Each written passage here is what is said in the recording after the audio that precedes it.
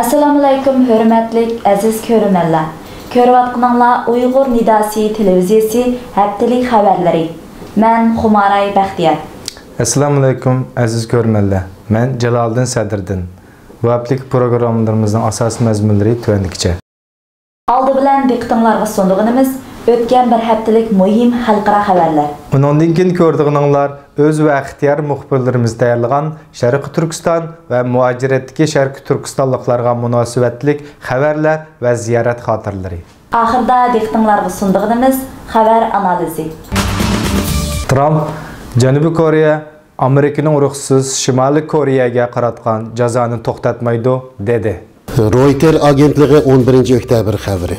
Amerika prezidenti Trump çarşamba günü Janubiy Koreyanın Amerikanın ruxsatsız Şimali Koreyaga qaratgan jazoni to'xtatmaydiganligini bildirgan.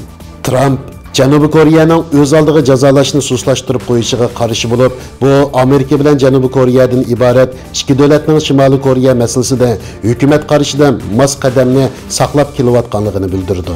Trump har qaysi ittifoqdosh davlatlarning Shimoliy Koreyaga qaratgan jazolarini toki Shimoliy Koreya yadro ximiyalik qurollardan voz kechganga qadar davomlashtirishga rag'batlantirgan. Bu bo'lsa Trump hukumatining Shimoliy Koreyaga qattiq besim ishlatish siyosatining tarkibiy qismidir. Janubiy Koreyaning navbatda Shimoliy Koreyaga qaratilgan bir qism jazolash tadbirlarini amaldan qoldirishni o'ylashayotganligiga qarata so'ralgan savollarga Trump mundaq deb javob bergan. Bizning tasdig'imizsiz ular hargizmi undaq qilmaydi. Bizning ruxsatimizsiz ular hech nima qilmaydi.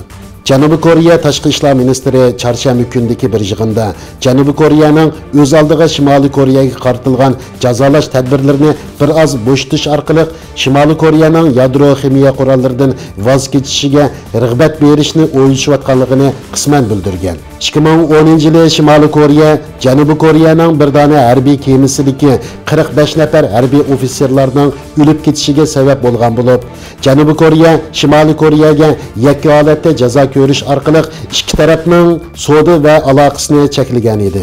Bu gap bir qism konservativ parlament a'zolarining tanqidiga uchragandan keyin Janubiy Koreya diplomatiya bosh ministri Jang Juwa Shimoliy Koreyani oldi bilan shu qatimliq hujum qilish harakati uchun kechirim so'rashga chaqirgan. Ammo Shimoliy Koreyaga berilgan jazoni yeniklatish haqidagi chaqiriqlar kundan kunga kuchayishga boshlagan. Jang Juwa çarşamba kuni Amerika davlat ishlari maslahatchisi Mike Pompeo o'tgan oyda Janubiy Koreya bilan tuzgan harbiy kelishimga noroziligini bildirgan. Uning bu so'zi Amerika bilan Koreyaning kam uchraydigan fikr o'rtaqsizligini isbotladi. 10 oktyabr G'arbiy Afrika davlati Sierra-Leone Xitoy 400 million dollar mablag' solgan aydirim qurilish turini bekor qilganligini e'lon qildi. Bu Xitoy mablag'ini oshkora rad qilguvchi tunji Afrika davlati hisoblandi. Bu Xitoy mablag'ini oshkora rad qilgan tunji Afrika davlati hisoblandi. Shundaqla Malayziya, Pokiston, Maldiv qatorliq davlatlardan keyin davlat raisining almashishi bilan teng Xitoyning mablag' turlarini rad qilgan yana bir davlat hisoblandi. Sierra-Leone'ning sobiq prezidenti Koroma 2011-yili Xitoy bilan bu qurilish turini imzolagan bo'lib, 2022-yili bitirishga planlagan. Koroma bu yil 3-oydagi saylamda vazifasidan qoldirilgandan keyin hozirgi prezidenti Julius Madapio bu qurilish turini amaldan qoldirishni qaror qilgan. Longi aeroporti Sierra-Leone'dagi birdan-bir aeroport bo'lib, Xitoylar bu aerodromdan 55 kilometr yiroqlikda yana bir aerodrom salmoqchi bo'lgan. Bu qurilishning chiqimi yuqori, ehtiyoji oz bo'lgach, prezident Madapio amaldan qoldirilishni qaror qilgan. Egilinishcha Sierra-Leone Afrikadagi eng nomrod davlatlardan biri bo'lib, sobiq prezident Koroma vazifaga o'ltirgandan keyin Xitoydan ko'plab qarz olib, Sierra-Leone'ni 242 million dollarlik qarzga tiqib qo'ygan. Sierra-Leone hukumati yana zo'r so'mli qarzga bo'g'ilib qilishdan ansirab, qurilish turini amaldan qoldirgan. Bu qurilish ishga kirishgili necha yil bo'lganligi uchun Sierra-Leone hukumati hozir Xitoy tarafining to'xtamga xiloflik qilish to'lam haqini talab qilishni saqlayotganligini bildirgan. 2015-yili Xitoy Afrikaga 6 milliard dollar muddatli qarz berishga qo'shilgan. 2018-yili yana 6 milliard dollar ko'paytgan. Xitoy ta'minlagan hech qanday siyosiy talabi yo'q. Mablag'ning bir qismi badalsiz, o'simsiz, e'tibor bahodagi qarz turlari bo'lg'ach, Afrika davlatlarining qizg'in olqishiga erishgan. Sierra Leonening mushundaq sharoitda Xitoy mablag'ini tunji bo'lib rad qilishi Afrikada zanjirsimon ta'sir paydo qilishi mumkin deb faraz qilinmoqda. O'tgan hafta Amerika 6 milliard dollar pulni xalqarodagi iqtisodiy ojiz davlatlarning ul asliya qurilishlariga mablag' silishga ajratgan bo'lib, Xitoyning Ipak yo'li strategiyasi bilan raqobat hosil qilgan. 11 oktyabr Amerika davlat ishlari maslahatchisi Pompeo Janubiy Amerika davlatlari vakillari bilan ko'rishib, ularning Xitoy mablag'iga bo'lgan ehtiyoji sababli Tayvan bilan diplomatik munosabatni uzganligini ayiblagan va ularga mablag' soldiganligini bildirgan. 25 oktyabr Yaponiya bosh vaziri Abe Shinzo Xitoyga 3 kunlik davlat ishlari ziyoratini boshladi. Bu yil Yaponiya Xitoy tinchlik kelishimi hozirlanganligining 40 yili bo'lib, Yaponiya tarafdorlarining xabar qilishicha, Abe Shinzo Beijingda Xitoyga 40 yildan buyon berib kelayotgan iqtisodiy yordamni to'xtatadiganligini jakarlamoqchi bo'lgan. Dünya bo'yicha 3-cho'ng iqtisodiy gavdaning 2-cho'ng iqtisodiy gavdaga iqtisodiy yordam berib kelayotganligi ko'plagan kishilarni hayron qoldirdi. Xitoy tashqi ishlar bayonotchisi Hu Chunying Yaponiyaning Xitoyga bergan hukumat mablag'i Xitoyning islohot ishini echitish va iqtisodiy taraqqiyotiga aktiv rol o'ynadi. Yaponiya mu o'tirdan amaliy manfaat ko'rdi dedi.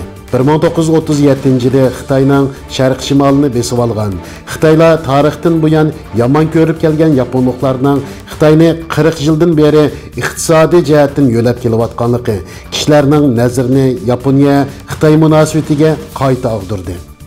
İlgilinishicha, Xitoy rahbari Deng Xiaoping islohot ishini echitishning dastlabki davrida Yapon korxonalarini ziyorat qilgandan keyin qattiq ilhomlanib, G'arbning mablag'ini jalb qilib, iqtisodni taraqqiy qildirmoqchi bo'lgan.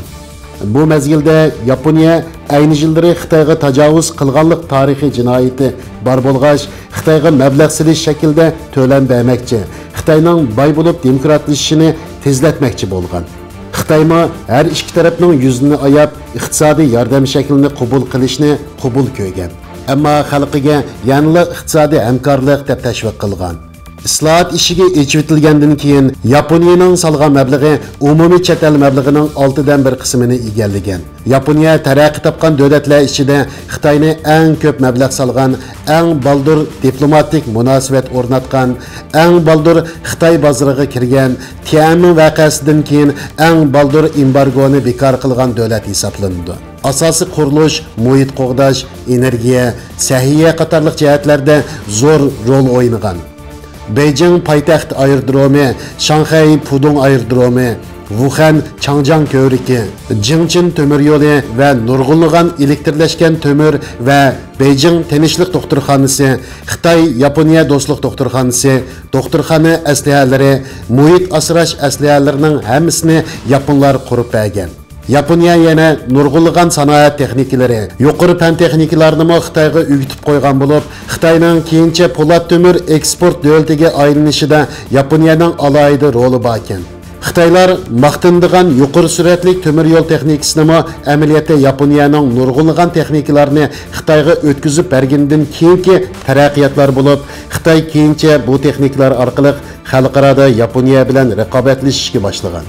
Amerika Xitoy savdo urushi boshlangandan keyin Xitoy yaqindagi qo'shni bilan aplashib, yiroqdagi dushmanga qarshi turish uchun Yaponiya bilan munosabatni yaxshilamoqchi bo'lgan. Xitoy bilan Yaponiya munosabatida 3 nozik nuqta bo'lib, biri talashda qolgan beliq supsi o'rni, biri Abe Shinzoning siyosiy o'rni, yana biri Amerika-Yaponiya munosabati. Xitoy Abe Shinzo kelish harfisida uni yaxshi kutib olish uchun har qaysi zo'r taratqularni Yaponiyaning Xitoyga bergan iqtisodiy yordamlari va uning Xitoyga keltirgan foydalari to'g'risida keng tashviq qilishga buyurgan. Abe Shinzo kelganda bo'lsa, hasham daram bilan kutib olgan. Yaponiya bilan Xitoy orasida zo'r ko'lamli iqtisodiy munosabat bor bo'lib, Yaponiya xam material, iqtisodiy, chet el savdosi, sayohatchilik jihatdan Xitoydan zo'r kirim qiladi. Shunga Yaponiya mu iqtisodiy ilgirlash to'xtab qolgan sharoitda Xitoy bilan munosabati yiriklashishni xohlamaydi. Ammo 25 oktyabr Yaponiya bosh vaziri Abe Shinzoning Xitoyga ziyoratga berishi arpasida Yaponiya parlamentida Hindi Tinch okean birligi qurilib, Uyg'ur milliy harakatining rahbari Robiya Qodir xonimning raislikka saylanishi kishini o'ylantirdi. Umid Hamid apandining bildirishicha, mazkur birlik Sharq Turkiston, Tibet, Janubiy Mong'oliya, Tayvan, Hong Kong, Yaponiya, Hindiston, Vietnam qatorliq 8 millat va davlat rahbarlarining vakillarining qatnashishi bilan qurilgan. Yaponiya Kyoto xabar agentligining 26 oktyabrdagi xabariga asoslanganda Shinzo Abe Xitoy bosh ministri Li Keqiang bilan ko'rishganda Sharq Turkistondagi lagerlar masalasi va kishilik huquq dafsanchiligini tilga olgan. Kyoto agentligi 50 million mushtariga ega dangli xabar agentligi bo'lib, agar xabar rost bo'lsa, Abe Shinzo lagerlar masalasini Xitoyga bevosita o'tirib qo'ygan eng oliy rahbar hisoblanadi. Öz muxbirimiz Qarixon xabari. Sharq Turkiston mustaqillik harakati xalqaro yig'ini Fransiyaning poytaxti Parijda ochildi. 2018 yili 9 oyning 28, 29, 30 kunlari Sharq Turkiston mustaqillik harakati xalqaro yig'ini Fransiyaning poytaxti Parijda ochildi. Yig'in shu yer vaqti atigan soat 9 da boshlanib, tushdan keyin soat 5 larda oxirlashdi. Bu yig'inga dunyoning har qaysi joylaridan 15 tashkilotning rahbarlari va mas'ullari, shuningdek siyosiy aktivlar bo'lib 200 ga yaqin odam qatnashdi. Bu yig'in jarayonida yana saylam elib berilib, Sharq Turkiston majlisi qurildi. Bu majlisga Seytum Turk rais bo'lib saylandi.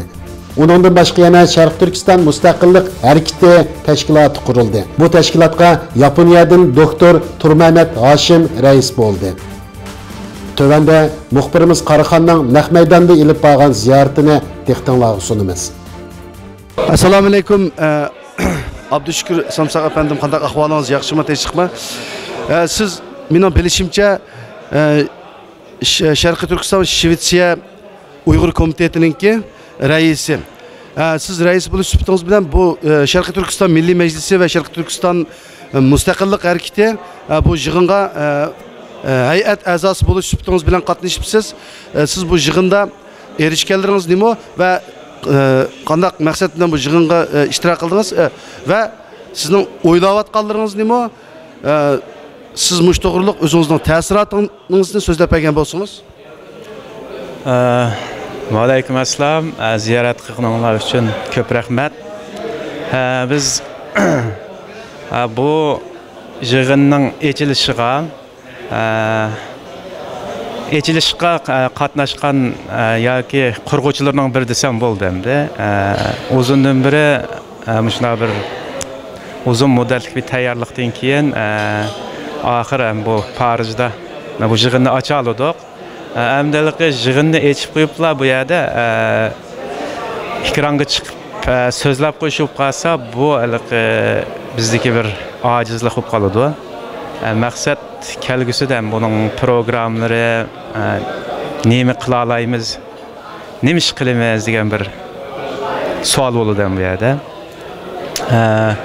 Shu savolni hamda nima ish qilamiz degan bu savolni yeyish uchun qo'limizdan kelishicha, iqtidorimizning yetishicha ham tirishimiz ham amaliy harakat qilish orqali kelgusida bu Sharq Turkiston Milliy Majlisini haqiqiy Sharq Turkiston bir parlamentisi shakliga yoki parlament holiga akilish uchun qo'limizdan kelish tirishimi deb qarayman.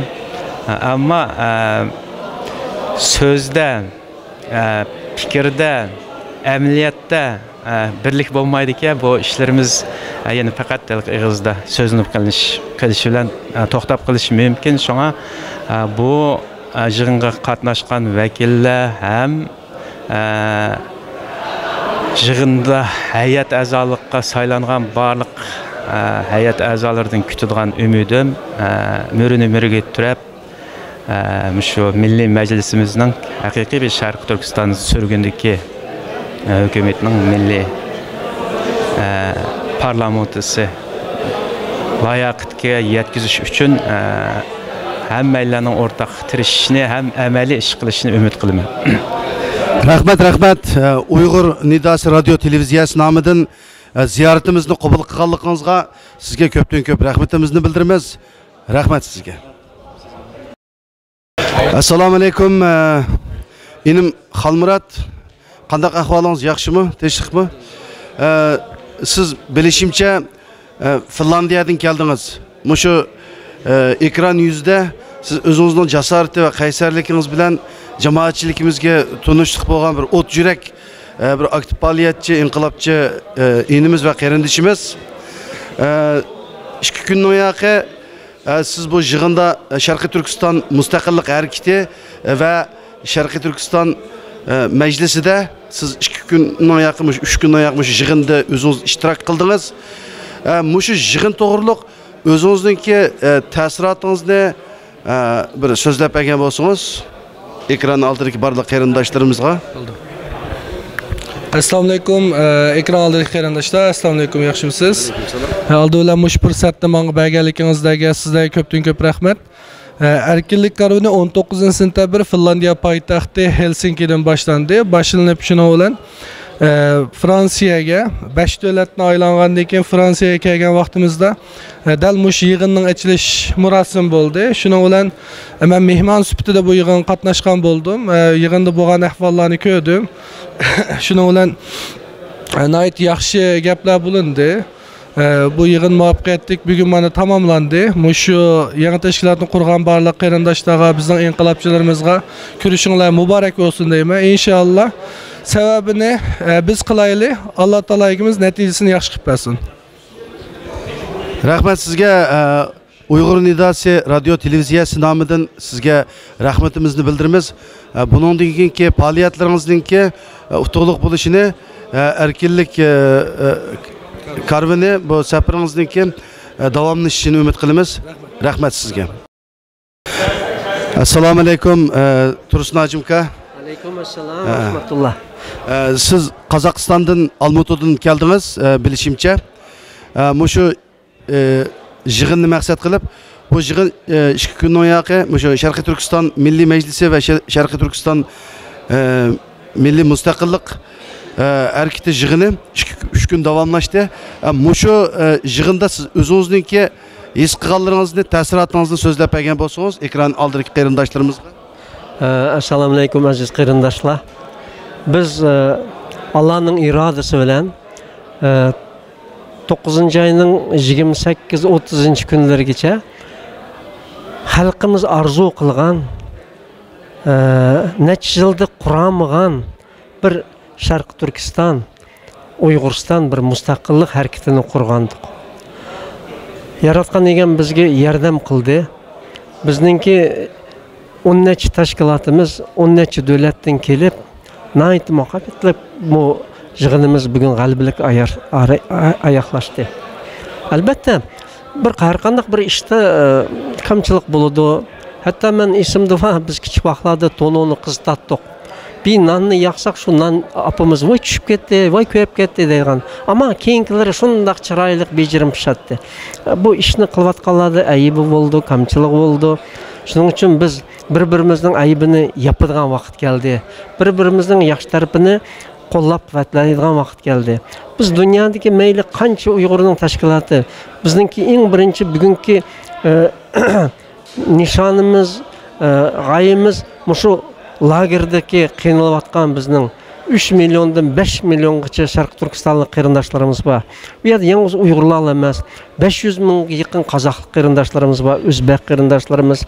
Hatto keyingi vaqtlarda tungan qarindoshlarimizni, musulmon qarindoshlarimizni Xitoy kommunistlari bugun turmalarga akirib, jazo lagerlariga akirib, nihoyat qiynayotdi ularni. Biz birinchi maqsadimiz shu lagerlarni qanday qilib yapamiz, nima qilamiz degan vaqtida har bir Uyg'ur, Qozoq, Qirg'iz, har bir musulmon muriga tirab, Alloh buyursa bir chiqish yo'lini izlashimiz kerak. Ha, to'g'ri. Siz chin qalbingizdan ekran oldidagi qarindoshlarimizga o'zingizning yurak so'zlaringizni va tuyg'ularingizni deb berdingiz. Uyg'ur Nidosi radio televiziyasi nomidan sizga ko'p rahmatimizni bildiramiz. Ziyoratimizni qabul qilganligingizga rahmat sizga. Rahmat hammanglarga. Bir meniki azroq qo'shib qo'ygan yerim bor ekan. Bizningki hozirgi eng birinchi kurash bu media, sotsial media deymiz, tashviqot deymiz. Men bu nida programmani ko'raman. Mushuningga men xalqimdan hammasidan bir tavsiya qiladim. Eng birinchi biz mushlarning ishlarini ayliq qo'ysak, qolgan ishlar hal bo'lganga mening ko'zim yetadi. Rahmat. Rahmat. Yaqında Yaponiya Xitoyga berayotgan 40 yillik yordamini to'xtatganligini jakarlagan bo'lib, bu ish Xitoy ichi va sirtida zo'r g'ulg'ula qo'zg'adi. Nurg'un kishilar Yaponiyaning Xitoyga 40 yildan beri iqtisodiy yordam berayotganligidan faqatla bexabar ekanligini va bu yordamning zodi nima uchun berilganligi va nima uchun bugun buning to'xtatilmoqchi ekanligi haqida qizg'in munozaralarda bo'lmoqda. Yaponiya nima uchun bu yordamni burilma emas, keyinma emas, bugun to'xtatdi? Yaponiya Xitoyga 1979-yildan boshlab, ya'ni ODA deydigan bir hukumat taraqqiyot yordami deb atalgan bir xalqaro yordamni berishga boshlagan ekan. Yana bu ODA to'g'riliq izlab baqdim to'g'ridan. Izlansam bu ODA degan shu ayni yillari yani Ikkinchi dunyo urushidan keyin shu iqtisodiy taraqqiy qilgan, ya'ni taraqqiy topgan davlatlarning keyin shu iqtisodiy taraqqiy topolmagan davlatlarga, ya'ni ashlarning iqtisodni yuqori ko'tarish orqali xalqlarning turmushini yaxshilash uchun qilgan yordamiga, bu yordamni bekorga qilmaydigan, bu yordamni bergan, iqtisodiy yordam berdigan, lekin u davlatlar u iqtisodiy yordamni keyin qaytardi ekan. Endi Yaponiya dal shunday bir yordamni qilgan ekan. Başlagan ekan shu 1979-yildan boshlab shu Xitoy mustaqil yordamni boshlagan ekan. Buni nima uchun buni boshlab qoldi deganda, shu Xitoyniki islohot ishini chutish shu siyosatni boshlanishdan burun Deng Xiaoping Yaponiyaga bir davlat ziyorati bilan bordi ekan. Borgandan keyin bu yerda Yaponiyaniki fan texnika ve iqtisodiy jihatdan ayta zo'r taraqqiy qilganini ko'rdik. U taraqqiyotni ko'rib ayta hayajonlangan. Ondan keyin bu odam qaraydigan hamda shu Sovet ittifoqi, Ikkinchi dunyo urushidan keyin Sovet ittifoqiga ergashgan davlatlarning taraqqiyoti bilan Amerikaga ergashgan davlatlarning taraqqiyotiga qaraydigan. Bu ikkisini solishtirgandan keyin Amerikaga ergashgan davlatlarning iqtisodining gullanganligi, xalqlarning boy yashab turmushining yaxshi ekanligi, ishqi faqat jihatlardan yaxshi taraqqiy qilib ma'lumotlarni ko'rdik ya.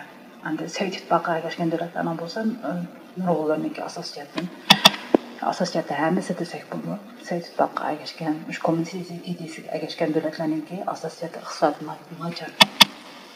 Xalqlar nomrod, andan keyin jamiyat muqimligi kapolatga ega emas, endi ashunaq. Unda bo'lgandan keyin shu yerda bu Deng Xiaoping islohot ishini ijroetish siyosati qo'llanganligini ham asta g'arbniki shu demokratik ideyasini qabul qilib shu yo'lga qarab taraqqiy qildig'ini Xitoyniki. Bu fikrni o'tirib qo'ygan. Buning bilan shu Amerika, Yevropa, Yaponiya qatorliq taraqqiy topgan davlatlarniki ishonchga erishadigan. Endi amaliyatim shunday bo'ldi. Shuning bilan bu Yaponiya endi Ikkinchi dunyo urushidan keyin aslida bu urush to'limi deydigan ashunaq to'lamlarni berdigan, lekin Xitoyniki buni to'lamaydigan ashtaq kechirim qilayotgan ayni vaqtida. Shuning bilan bu Yaponiya ashunga nisbatan bir to'lam bo'lib qolsin degan maqsad bilan bu yordamni boshlaydi ekan Xitoyga. 79-yildan boshlab bu qaytirgan qarz xarakterli yordam berdi. 2008-yili bu qarz xarakterli yordamni to'xtatib, 2008-yildan boshlab undan keyin qaytirmaydigan qarzsiz bekorlik yordamni boshlaydi ekan.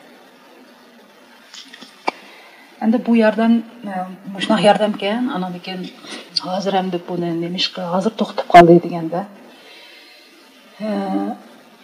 u Amerika Xitoy savdo urushidan burun Yapon bilan Amerika Xitoyniki diplomatik munosabatlarda har holda sürgülüşler batdı. Belki yaxşı degidek emasdi. Lekin hozir azroq yaxshilash ko'rildi. Ya'ni Amerika Xitoy sud urushidan keyin bo'libmi hozir Yaponiyaningki bosh vaziri nimaga o'tirgandan keyin, vazifaga o'tirgandan keyin hozir yana Xitoyga diplomatik ziyoratga bordi.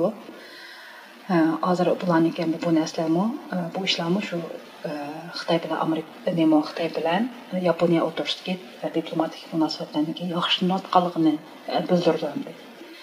Endi mushunaq bir vaqtda andan keyin Xitoymi shu Amerikada kuchli bir davlat bilan kuch sinashyotdi-da. Sud urushyotdi hisobda. Andan keyin shu dunyoning xo'jasi bo'lmaydi deb Amerikadan bu o'rinni talashyotdi. Bunday ahvolda uningki Yaponiya debdi, hozir Xitoy bizningki iqtisodiy yordamimizga ehtiyoji yo'q. Uning iqtisodiyoti yaxshi gullandi. Shuning biz bu iqtisodiy yordamni to'xtatdik. Bu ham Xitoyning yuzini qilgandi.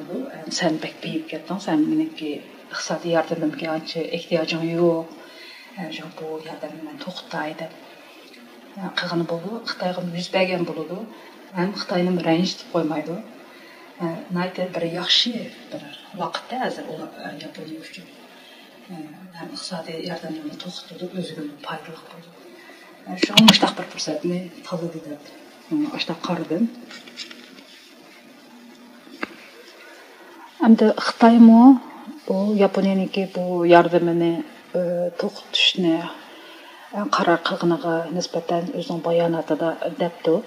Ya'ni Yaponiyaniki shu 40 yillik yordami Xitoyniki nurg'un shu yuqori texnik sohasi, sahiya, o'qitish, nurg'un jihatlarda nihoyat zo'r yordami bo'lgan ekan. Shuningga bu jihatda Yaponiyaga rahmatini bildiribdi, lekin qisqalik bo'lgan yeri bunday bir yordamni Yaponiyaning qilayotganidan Xitoy xalqlarining ko'pincha xabar yo'q ekanda. Bu to'g'riliq men Twitter'dagi Xitoylarning inkaslarini ko'rib baxtim. Nurg'un inkaslarda Xitoy xalqlarining bu Yaponiyani asli Xitoy Yaponiya bizga tajovuz qilgan, zaminimizni egallab olgan, Najjon cho'nqir qilganchiligini qilib bo'lgan deb mushtaq ta'tir tashviqotlarni aytib kuchlikdi. Lekin Yaponiya bizga 40 yil iqtisodiy yordam qildi. Biz nimishki bu yordamni biz bilib baxmadik. Biz bundan xabarsiz qoldik degandek aytdi.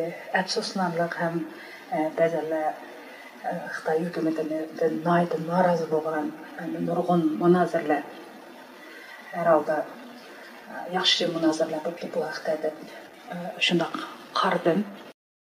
Amerika prezidenti Trump 20 oktyabr kuni Amerikaning 30 yilga yaqin davom qilgan o'tiri musofirlik boshqarilgan bomba kelishimidan chekinib chiqadiganligini jazmlashtirgan bo'lib, buning sababini Rossiyaning izchil bu kelishimga xiloflik qilganligi, Xitoyning bo'lsa bundaq bir kelishimning cheklamasiga uchirmay xotirjam holda o'tiri musofirlik boshqarilgan bomba yasashni davomlashtirayotganligidan deb aniqlama bergan. Undaqda Amerikaning bu kelishimdan chekinib chiqishidagi sabablar Amerikaning bu kelishimdan chekinishining Xitoy bilan bevosita munosabati va agar Amerika bu kelishimdan chekinsa, Xitoyga qanday ta'siri bo'lishi qatorliq mazmunlarda Osiyo Uyg'ur xonim o'z ko'z qarashlarini o'tirib qo'ydi. Amerika bilan Sovet Ittifoqi 1987-yil 12-8-kuniga shu o'rtaroq musobaqa boshqarilgan bomba kelishimiga imzo qo'ygan ekan. Bu kelishimning vujudga kelishi va imzolanishdagi sabab bo'lsa, shu ayni chog'da ya'ni Sovet Ittifoqi bilan Amerika orasida bir sovuq munosabatlar urushi bo'layotgani uchun shu vaqtda Rossiya Sharqiy Yevropaga ko'p shu o'rtaroq musobaqa boshqarilgan bombalarni o'rlashtirgan. Shu bu sovuq munosabatlar urushi avjiga chiqqan bu mezgilda Bununla NATO, yani Şimali Atlantik Aktiv Teşkilatı, bununla aralashib şu eğer endi şu vaqtda Germaniya Federativninki şu vaqtdagi prezidenti Amerikaga maslahat berganda, shu Amerika darhol Rossiya bilan shu qurol yaraq haqidagi bir suhbatni qilish kerak darhol. Agar sizlar kelishmasanglar, shu Şimali Atlantik Aktiv Teşkilatı G'arbiy Yevropaga shu o'rta musofirlik boshqarilgan bombalarni qo'ydi deb shunaqa deydi ekan. Shundan bu taklif bilan Amerika va Rossiya ikkisi ustalga kelib bu vaqtda kelishim hosil qildi ekan. Ya'ni shu ikki davlat bir-birini nazorat qilish, kontrol qilish yuzasidan mushtaqlik o'rta musofirlik boshqarilgan bomba kelishimi deydigan mushtaq bir kelishimni tuzdi ekan.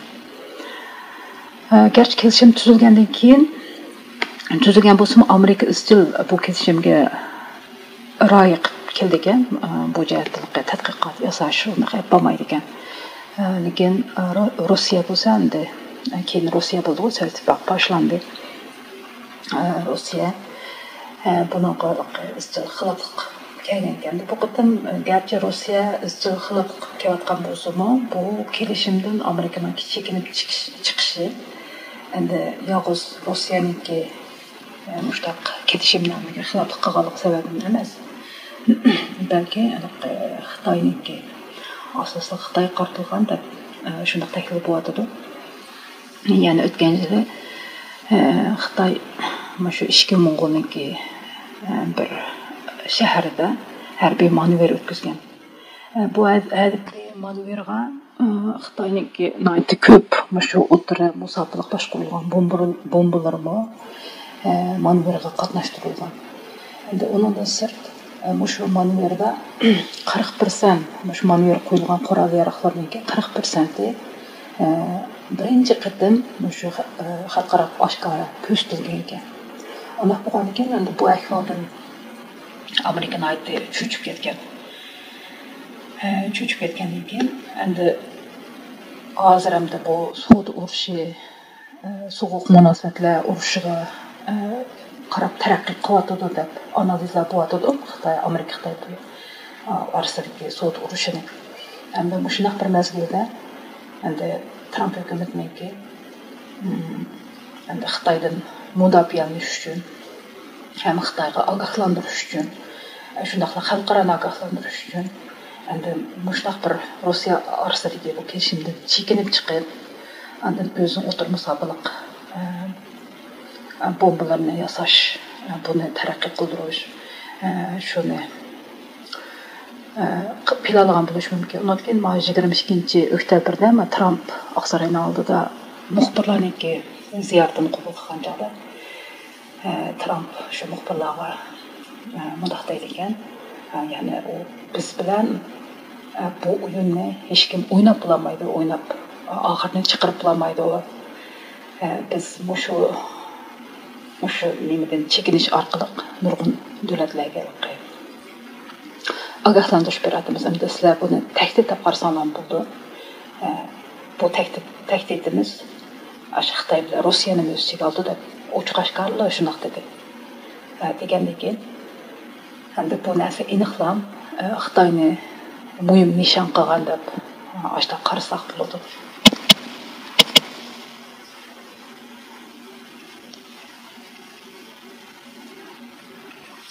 Endi Trump nemishga bunday qilib boshqa davlatlar biz bilan bu o'yinni o'ynab qolmaydi deb bunday daverdi deganda shu ayni yillari, ya'ni sobiq Sovet Ittifoqi parchalanishdan burunmi shu Amerika bilan shu qurol yaraqda kuch sinashgancha undan keyin Sovet Ittifoqi o'zining kommunist ideyasini dunyoga tarqatmoqchi bo'lgan.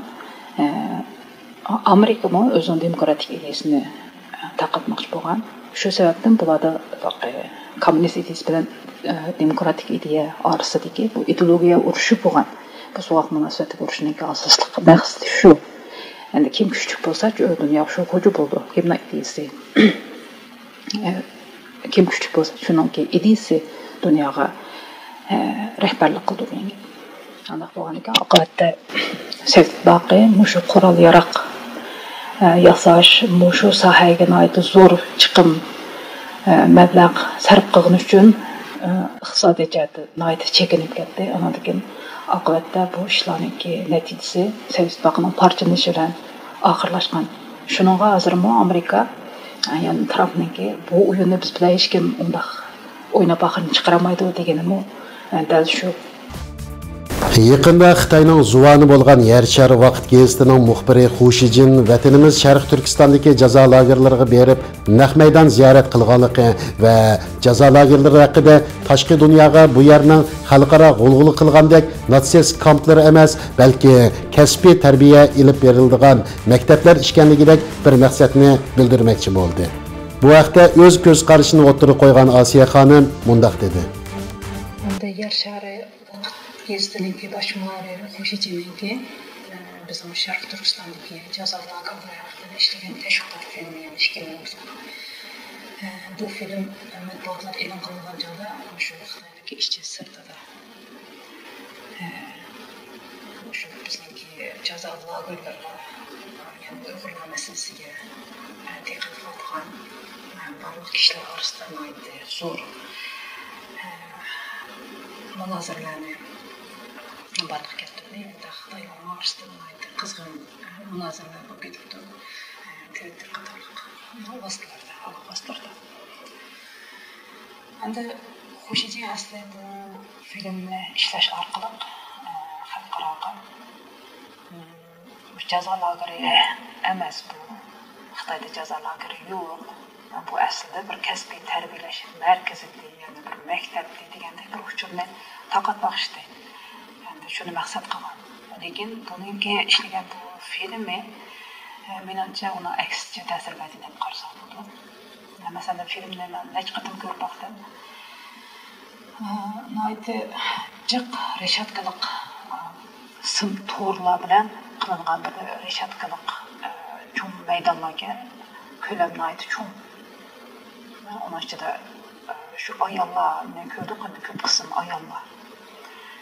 Gerçeklik naqsh etib usul o'ynashi, tiktak to'plarni o'ynab, u yerdagi kayfiyat qarmoqqa noyt qizg'in, kishilarning kayfiyati noyt yaxshi, xushal, aminimiz tal, u yerda kishilar noyt baxtli turadi degandek turib fikrni tushuntirdi deb qaraydi u filmni. Balki amaliyot undaq bo'lmadi.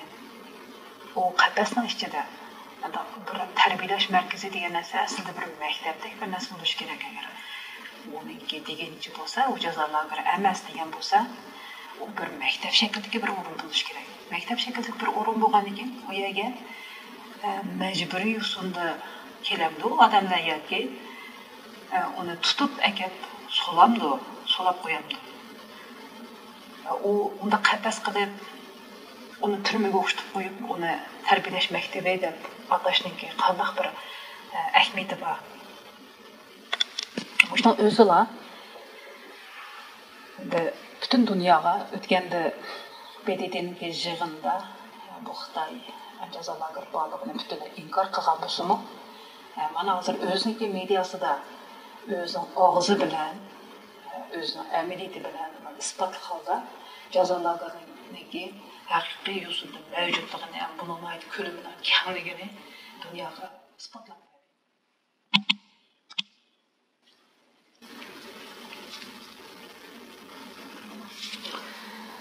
ba'zi medialarda bunda ifodalabdi, ya'ni uning ichidagi ayollarning ustidagi kiyib olgan kiyimlari o'xshash bir forum kiygini ana degan naqsh etganlarga, usta o'ynaganlarga ular o'xshash shaklda, o'xshash ravishda çavaq çalındı, xuddi 4-5 yaşlıq yasli bolalardek. O yerda bir məcburlaş yoki bir besim bo'lmasa, kim unda normal bir yoshdagi odamlar, cho'q bir odamlar o'xshash shaklda unda harakat qilishniki, unda ifodlashniki nima zaruriydi? O'shda o'zini aytib qo'rqinchli ekanligini ifodlab turibdi jazo lagerlarining hech nima qanchalik qo'rqinchliligini ifodalaydi. Shunaqa yozganlar bor inkaslarni. Menimcha shu. Her kim özünki mesela o mektep olsa, her kim özünki hissiyatını erkin ifadeleyen buluş gerek. O ya da malum bir sınıfki rejisörlükada malum ügütülgen hareket yoki chiroy ifodalarini ifodalash emas, erkin buluş gerek işler. Lekin undaq narsani his qilib bo'lmaydi bu chiqqan videosida.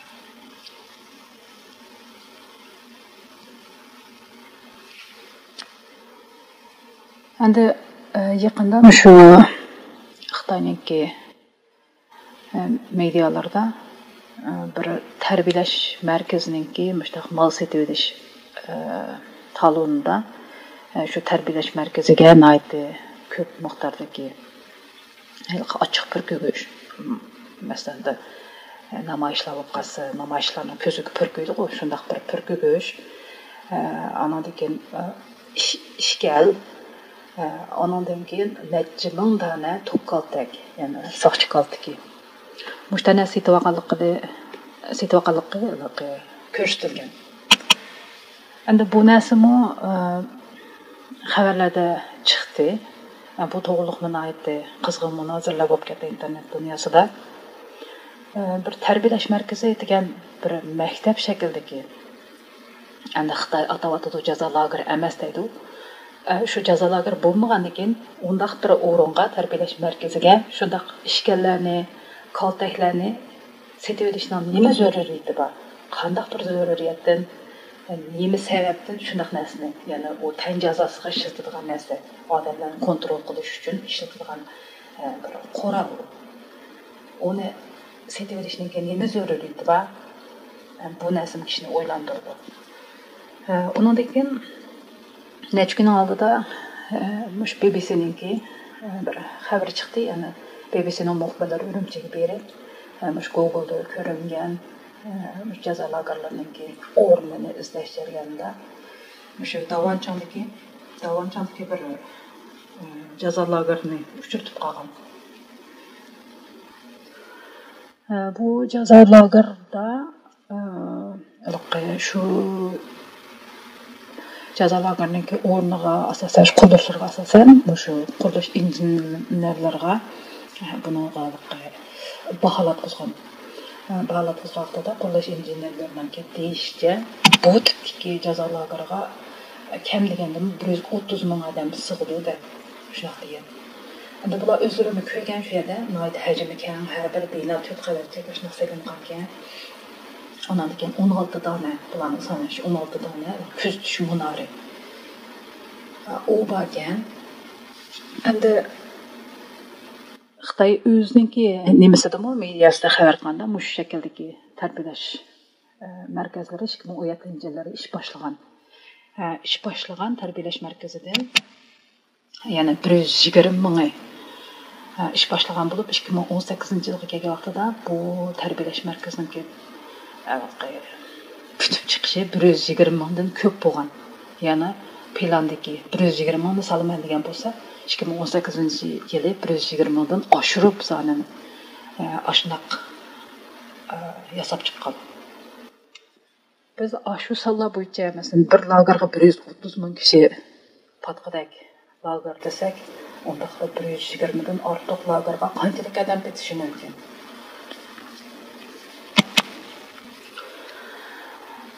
Şununla hazır hem de bu Xitay'nınki şu jazo lageri qurganlıqı hem bu jazo lagerinin kölümünün aitdi kishini cho'chitgidek darajada cho'ngliqi. Mana bugun şu jazo lagerlarininki ishki qismininki qurilmalari, uning ichidagi odamlar bu narsalarni isboti bilan Xo'jayininki filmga tortib chiqarishi, menimcha dunyoga aitdi cho'ng bir isbotni ta'minlab berdi deb qarayman.